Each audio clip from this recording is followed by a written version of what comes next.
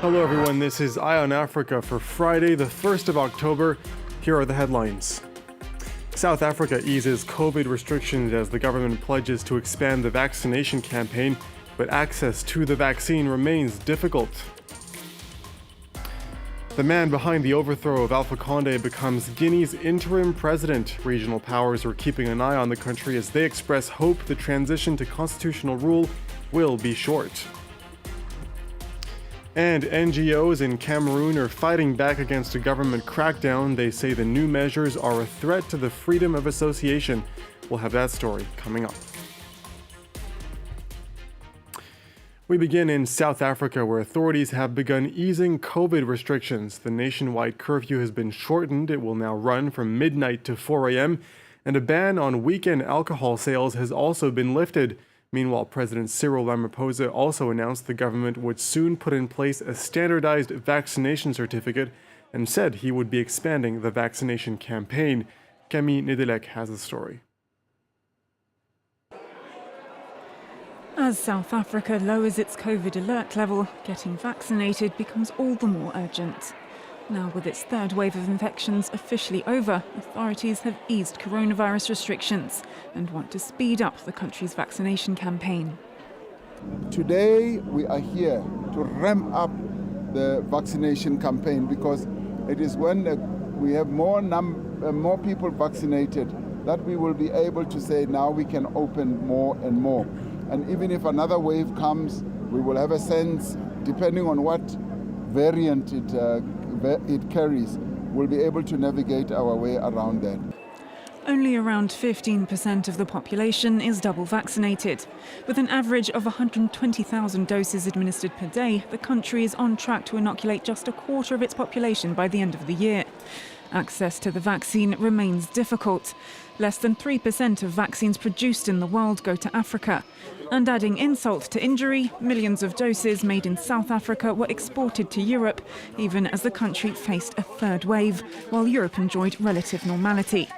Further complicating matters is high levels of vaccine skepticism. But this patient refused to be deterred from getting his jab.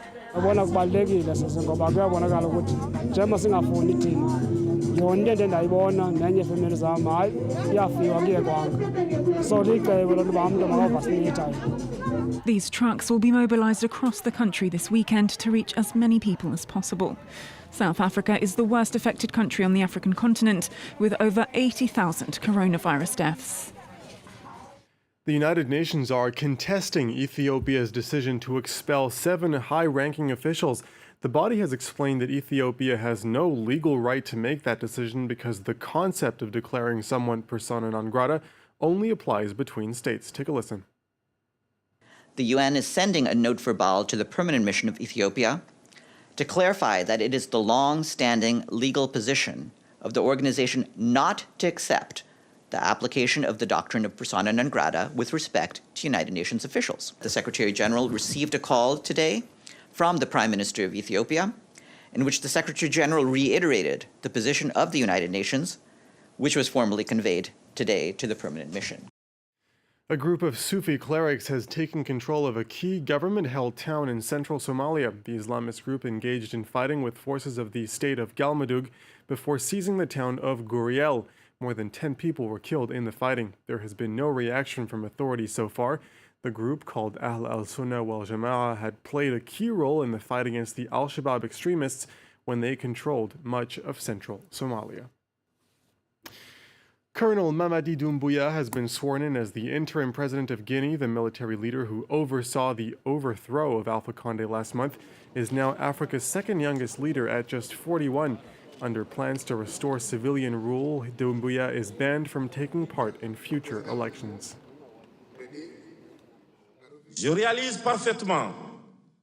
I fully appreciate the magnitude and immensity of the responsibilities that lie ahead of us. But at the same time, I remain convinced that with everyone's support, we will be able to take on the challenges that await us. In order to succeed, I call on everyone's spirit of solidarity and patriotism, because it's when we are united that we become strong.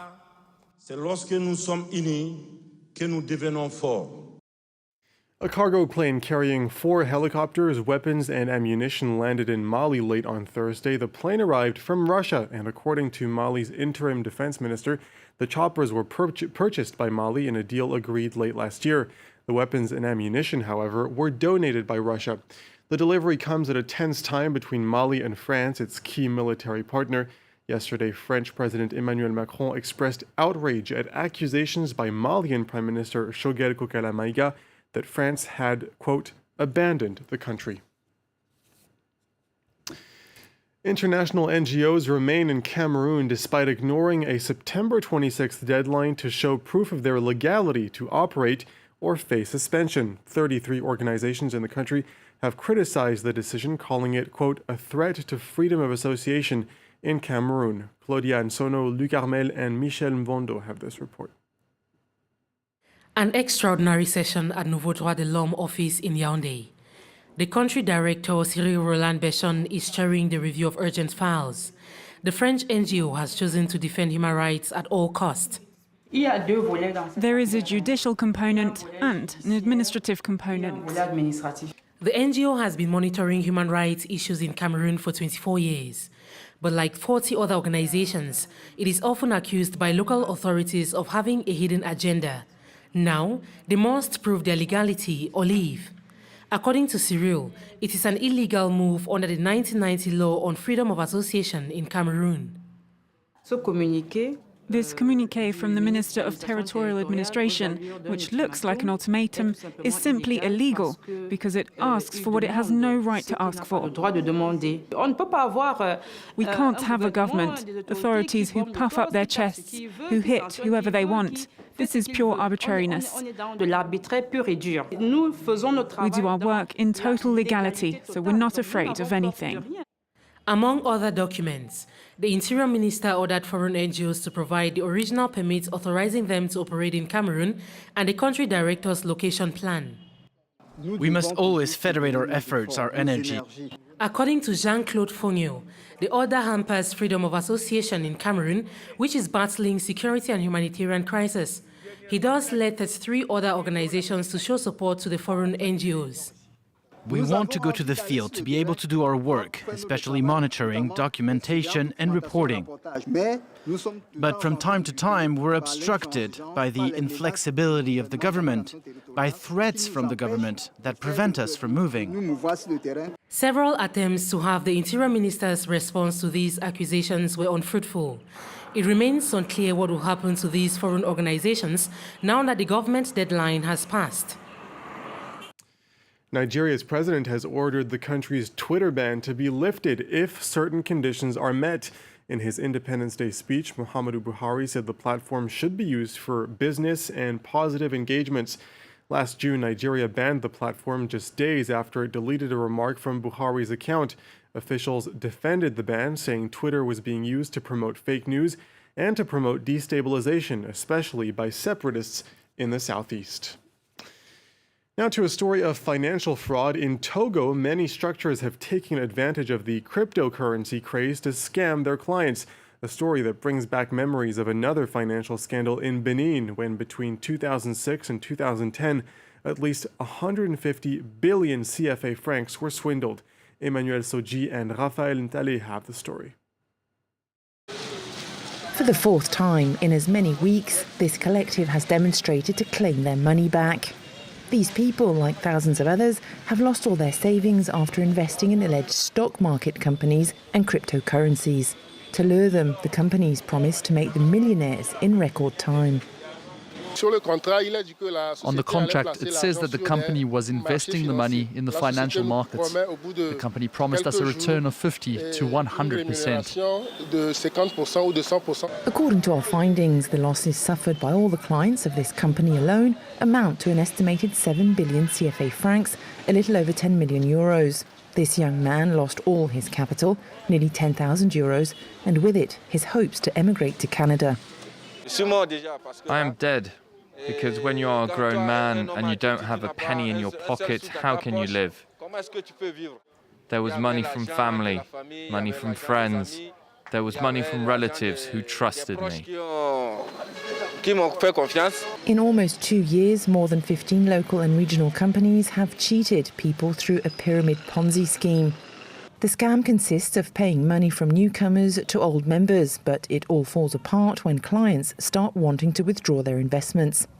Anjay Ketor, a finance expert, has warned about large-scale siphoning of public savings since 2019. It amounts to more than 22 to 25 billion CFA francs of looted savings. That's to say savings that went out of formal institutions, banks and microfinance institutions, and that were misused for I don't know what. The Madoff-style scam has impacted people from all walks of life. The fact that Togolese authorities, administrative, political, and even military bodies are known to invest in these companies, this has encouraged people. People have seen that these people can be trusted, so they invested their money. Under pressure, the Togolese Ministry of Economy and Finance has closed down some 15 illegal capital investment organisations. Several managers have also been arrested. But officially, the extent of the financial and human damage or the involvement of political leaders remains unknown. Finally, some good news for both tourists and the economy of Mauritius. The island has fully opened its doors to international visitors this Friday after long months spent in isolation because of the pandemic. Tourists had been able to travel to Mauritius on the condition they remain in so-called resort bubbles for 14 days. That restriction has now been lifted.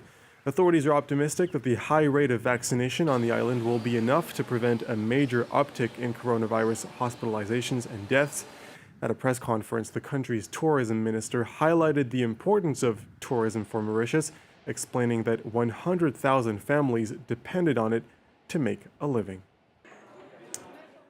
And that does it for Eye on Africa. Thank you for watching. Live from Paris with Delano de Souza is next after this short break.